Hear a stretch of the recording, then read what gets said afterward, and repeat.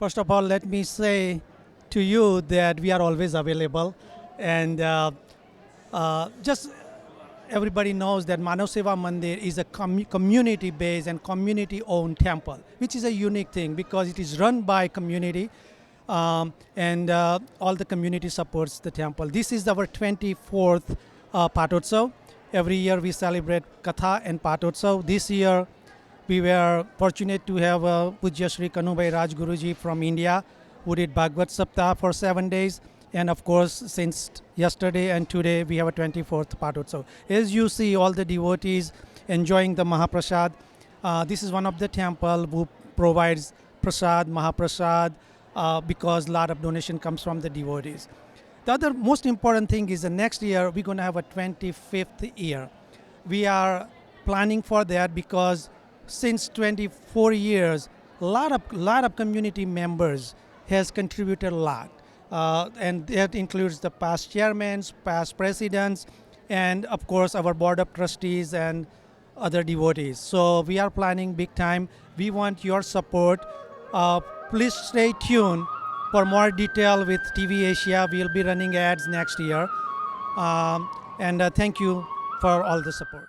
Yes, first thing is the Gita classes. I think everybody should enjoy and come and attend those classes because you can learn a lot from the experienced teachers and whoever are teaching you in Gujarati, English, both of them. So if you can come and take advantage of it, that will be a lot better. Other than that, we have Bharatnatyam classes also.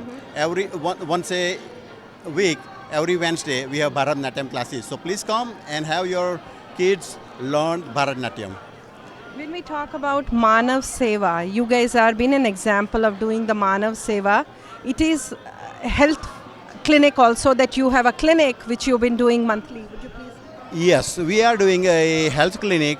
It's completely free for any devotees who needs any help on a medication. We do everything on it except the hospitalization thing. But we still have a lot of doctors who serves us as well as some pharmacists. So we do everything for them, and we also do the blood test also over here. So if you can come and What take are the advantage days of that we have? all the clinics are every third Sunday from 1 to 4. So please come and take advantage of it if you need the service. Sanskrit भाषा है ना, वो इनके इतने पर्यायवाची आपको मिलेंगे और ये भाषा जो है वो दिल की भाषा है, दिल की भाषा है. तो भागवत जी तो अद्भुत है, लेकिन क्या है कि एक एक सब्जेक्ट को लेकर के अगर व्यवस्थित रीति आयोजन किया जाए, ये बहुत ज़रूरी है आज के ज़माने में. आज कई बच्चों को पूछेंगे कोई कि मेरे को किसने पूछा कि भगवान कृष्ण उसने मथुरा की जेल में जन्म लिया और कहा पिताजी को कि मुझे आप गोकुल में छोड़ दो. तो बोले ठीक है. अब गोकुल में छोड़ने के लिए वसुदेव जी जाते हैं तो लड़का पूछता है कि तुम्हारे भगवान ने जन्म लेते ही बाप को चीटिंग करना सिखाया, झूठ बोलना सिखाया. अब ये बच्चों के मन में कैसे उतारोगे?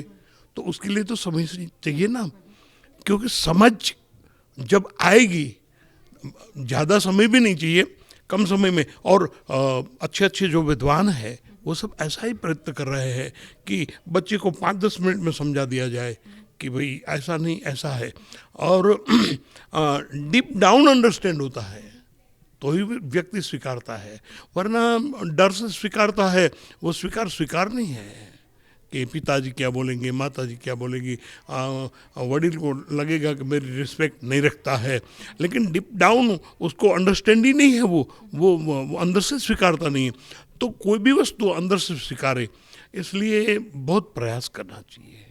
आपसे मैं जानना चाहूँगी, जैसे आप एक सप्ताह यहाँ थे, आप सब उम्र के लोगों से मिले, कुछ बड़े थे, कुछ मध्यम वर्ग के थे, कुछ छोटे बच्चे थे, कुछ नन्हे भी हैं. हमारा भविष्य जहाँ हम चाहते हैं, बिकॉज जो आया है वो जाएगा और जाने के लिए ही आया है, बट लेकिन हमारी संस्कृति, हमारा धर्म सुरक्षित रहे, उसके लिए हमें बहुत ज़रूरी है कि हम अपने आने वाली पीढ़ी के साथ में क्योंकि भाषा का ज्ञान, जैसे आपने कहा Sanskrit is the mother of all the languages, ये विश्व ने मतलब वेस्टर्न कंट्रीज़ ने इसको स्वीकार किया और हमारे यहाँ पे भारत में संस्कृत लुप्त होती जा रही है। अगर हम भाषा नहीं समझेंगे तो हम ग्रंथों को भी नहीं समझ पाएंगे। ये आपने जो कही वो बड़ी करुणा की बात है कि कथा में बड़े बूढ़े लोग आते हैं, जवान लोग क्यों नहीं आते हैं? क्योंकि ऐसा करना चाहिए। आज देखो कि कई संप्रदायों में, कई मजहब में, मदरसा वगैरह में देखो तो बच्चों को धार्मिक ज्ञान दिया जाता है, लेकिन हमारे यहाँ धार्मिक विभाग जो है वो इतना ये हो गया है, क्या करेंगे? अब किसी बच्चे को पढ़ाने आएगा जो वो टीचर होगा, वो गुरु होगा, तो उनको भी पेट तो होगा ना, है ना। और व्यवसाय सभी जगह नहीं चलता है, बिजनेस। बहुत छोटी सी बात आपको बता दूं मैं कि आप कहीं भी त्राटक करोगे, त्राटक में फोकस करोगे, कहीं भी फोकस करोगे तो फोकस का नियम ये, त्राटक का नियम ये है कि एक ज्योत को देखोगे, फिर अगल बगल में क्या है वो देखना बंद हो जाएगा, वही दिखेगा। तो अगर आपने प्रोफेशन पर ही फोकस किया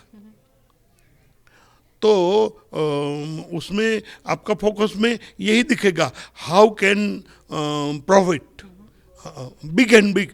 फिर वो प्रॉफिट करने के लिए अगल बगल में पाप है, पुण्य है, वो सब भूल जाओगे और भूल गए हैं लोग। ये करुणा है। और पैसे आते हैं तो पैसे के जोर से अपना नाम कमा लेते हैं, बस वाह वाह बुला लेते हैं। तो ये तो हिंदू धर्म नहीं हुआ। तो जागृत होना चाहिए। जो बुद्धिमान लोग हैं, पैसे वाले लोग हैं, धनवान लोग हैं, ऐसे लोगों को जागृत होना चाहिए और हमारे बच्चों को ये शास्त्रों का ज्ञान मिले, उसके लिए कुछ न कुछ करना चाहिए।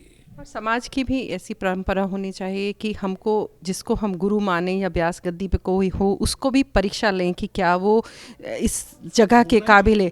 क्योंकि विवेकानंद ने रामकृष्ण परमहंस का भी परीक्षा किया कि तो क्योंकि आज के युग में जो जनरेशन अगर नहीं मानती है, ये भी एक कारण है। वो कहते हैं कि इतना प्रोफेशनल हो चुका है ये जो है। मैं ये तो बताया आपको, मैंने आपको ये तो बताया कि वशिष्ठ गुरु राम जी को कह देते हैं, दशरथ राजा को वशिष्ठ गुरु कहते हैं कि मुझे एक एयर कंडीशन आश्रम बना दो, तो उनके राज्य में कोई कमी नहीं थी, लेकिन वशिष्ठ ने दक्षिणा मांगी है और दक्षिणा दिया है।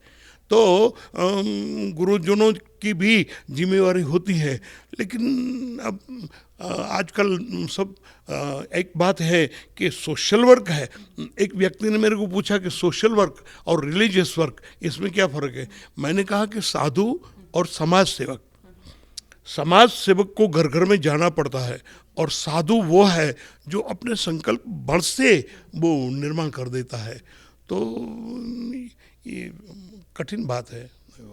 आज के प्रसंग के लिए बहुत बहुत धन्यवाद। और मैं चाहूँगी आप थोड़ा आशीर्वाद दें हमारे व्यूअर्स को।